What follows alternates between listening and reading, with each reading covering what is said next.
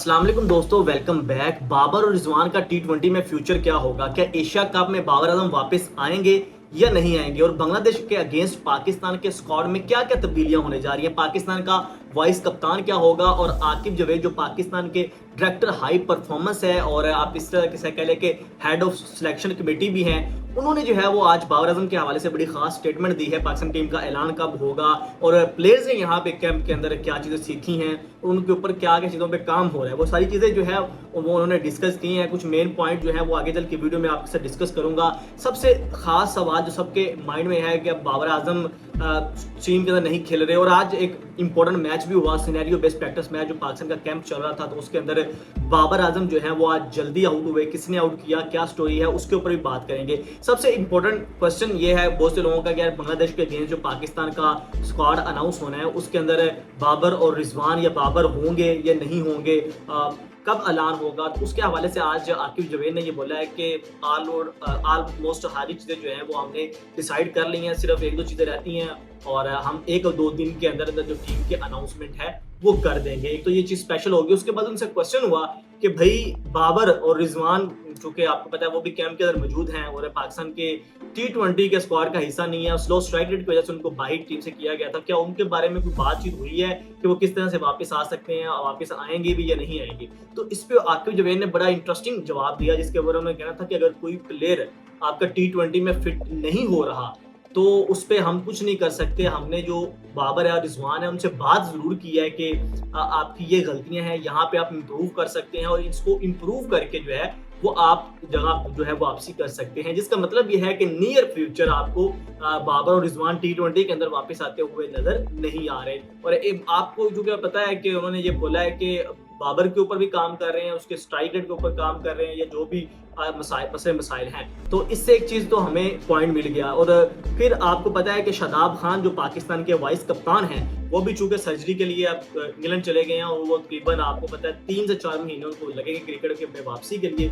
जिसका मतलब यह है कि बांग्लादेश के अगेंस्ट टी20 सीरीज, वेस्ट इंडीज के अगेंस्ट सीरीज जो है, और इसके अलावा जो पाकिस्तान का एशिया कप है तो उसके अंदर उससे पहले ट्वाइस सीरीज भी है, तो उसके लिए शादाब खान अवेलेबल नहीं होंगे। तो एट द सेम टाइम जो है वो आपके माइंड में क्वेश्चन आता है कि अगर शादाब खान नहीं होंगे, वो पाकिस्तान के वाइस कप्तान भी हैं, ऑलराउंडर भी हैं, तो उनकी जगह पे ऑलराउंडर कौन सा आएगा और उनकी जगह पे नाइब कप्तान कौन आएगा? तो उसके हवाले से जो इतलात आ रही हैं वो ये है कि जो शादाब खान की रिप्लेसमेंट के तौर पर मोहम्मद नवाज को जो है वो टीम में शामिल जो है वो किया जा सकता है। वो ऑलमोस्ट उनके ऊपर जो है वो उनको कन्वे कर दिया गया है कि अगले जो है वो 3 महीने के लिए वो पाकिस्तान की जो टी20 के टीम के अंदर वो प्लान का हिस्सा है। आपको पता है मोहम्मद नवाज जो है वो बैटिंग भी अच्छी कर लेते हैं, बॉलिंग भी उनकी तकरीबन ठीक है। वो भी जो है वो पूरी परफॉर्मेंस पे जैसे बाहर हुए थे, शादाब खान और मोहम्मद नवाज इकट्ठे खेल रहे होते थे पिछले एशिया कप में, तो उनकी परफॉर्मेंस अच्छी नहीं थी। लेकिन अब जो है वो मोहम्मद नवाज की वापसी होने जा रही है, तो अब वाइस कप्तान कौन होगा? वाइस कप्तान के हवाले से मुख्तलिफ जो है वो चेहरों के ऊपर गौर किया गया, लेकिन कोई भी ऐसा मुनासिब या सूटेबल फेस इस वजह से नजर नहीं आया कि आप ऊपर से लेके नीचे तक देखें, या तो कोई अपनी परफॉर्मेंस के ऊपर स्ट्रगल कर रहा है या फिर अपनी कोई फिटनेस के ऊपर स्ट्रगल कर रहा है। तो इस वजह से जो है वो कोई एक नाम भी ऐसा नहीं मिल रहा था जिसके ऊपर जो है वो आप ये कह सकते हैं कि ये आपके टी20 टीम का वाइस कप्तान बन सकता है। लेकिन चूंकि अब सलमान लेगा कप्तान है तो वो इंजर्ड भी हो सकते हैं सम पॉइंट के ऊपर, तो आपको बैकअप ऑप्शन भी एक रखनी चाहिए, क्योंकि अगर बाबर आजम होते तो डोंट डाउट बाबर आजम जो है वो आंखें बंद करके आपके पास ऑप्शन होते हैं, बैकअप ऑप्शन। रिजवान होते तो वो भी आपके पास ऑप्शन होते। अब बाबर और रिजवान दोनों ही नहीं है। और शाहीन शाह अफरीदी की बात करें तो अभी वो भी टीम का हिस्सा नहीं है, तो शाहीन शाह अफरीदी और या फिर मोहम्मद हारिस, ये दो ऐसे नाम बचते हैं जिनके ऊपर जो है वो वाइस कप्तानी की इनको रेस में शामिल किया जा सकता है। सबसे मेन जो है वो मोहम्मद हारिस हैं कि उनको वाइस कप्तानी दी जा सकती है। वो पाकिस्तान शाहीन्स के साथ कभी कैप्टन रह चुके हैं। शाहीन शाह अफरीदी हो सकता है कि वो कप्तानी ना लें, वॉइस कप्तानी ना लें, क्योंकि ऑलरेडी जो है वो टी20 कप्तानी उनसे ली गई थी। उसके बाद जो है वो काफ़ी ज़्यादा टीम के अंदर रोले लप्पे भी शुरू हुए। तो इस वजह से ये ज़रा का कहना है कि यार बाबर रिजवान के बाद जो ऑप्शन बचती थी, बाकी जितने भी आपके फ़खर जमान हैं या खुशदिल शाह है, नसीम शाह हैं, या जितने भी दीगर प्लेयर हैं, वो अभी जो है वो एक तो अपनी फिटनेस के ऊपर स्ट्रगल कर रहे हैं और इस वजह से जो है वो उनको कप्तानी जो है वो नहीं दी जा सकती। ये एक सबसे स्पेशल और इम्पोर्टेंट चीज़ थी। बाकी उसके बाद हाई परफॉर्मेंस के हवाले से कुछ नाम मिस थे। जो कैंप के अंदर हसीबुल्लाह का बहुत बड़ा नाम था, तो उसके ऊपर उनको पूछा गया कि यार हसीबुल्लाह क्यों नहीं है और कैंप के अंदर जो नाम मिसिंग है वो क्यों मिसिंग है। तो उसके ऊपर आकिब जावेद का ये कहना था कि अभी जो कैंप है ये खत्म नहीं हुआ, अभी जो है मजीद कैंप लगेंगे, तो जो प्लेयर मिस हुए हैं उनको दोबारा चांस देंगे, अगले पूल के अंदर उनको शामिल करेंगे।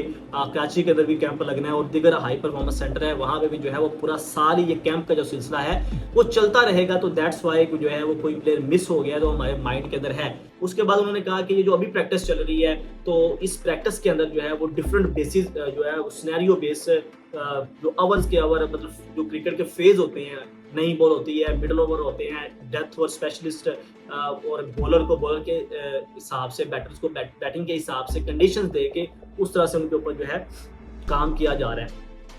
अब आ जाते हैं सबसे लास्ट पॉइंट के ऊपर जो है बाबर आजम के हवाले से। आज सिनेरियो बेस्ड प्रैक्टिस मैच था जिसके ऊपर बाबर आजम सिर्फ 2 रन बना के जो है वो पवेलियन वापस लौट गए और किसी इंटरनेशनल प्लेयर ने उनको आउट नहीं किया। एक डोमेस्टिक के प्लेयर ने, एक नेट बॉलर ने जो है जो उनको आउट किया, जो मोहम्मद सुलेमान जो कि इस स्क्वाड में यहाँ पे वो बॉलिंग करवा रहे थे, तो उन्होंने जो है वो बाबर आजम से 4 बॉलें बीट भी की और 5 के ऊपर जो है वो इनसाइड एज लगा और वो बोल्ड हो गए। तो बाबर आजम की जो पुअर फॉर्म है वो कंटिन्यू है, लेकिन मुझे लगता था कि आज बाबर यहाँ पे सिनेरियो बेस्ड मैच के अंदर जहाँ पे कोई प्रेशर नहीं है, यहाँ पे बाबर आजम जो है वो आएंगे और शानदार परफॉर्मेंस दिखाएंगे, लेकिन बाबर आजम जो है वो कुछ अच्छा परफॉर्मेंस नहीं दे सके और जल्द आउट होकर जो है वो पवेलियन लौट गए थे। पाकिस्तान जो है वो पीसीबी वाइट्स और पीसीबी ब्लू के दरमियान जो है वो जितने भी 47 क्रिकेटर्स थे, इनको आपस में डिवाइड करके जो आज 30 खिलाड़ियों का पोल यहाँ पे जो थर्ड फेज के अंदर काम कर रहा था स्किल डेवलपमेंट में, तो उनको जो है वो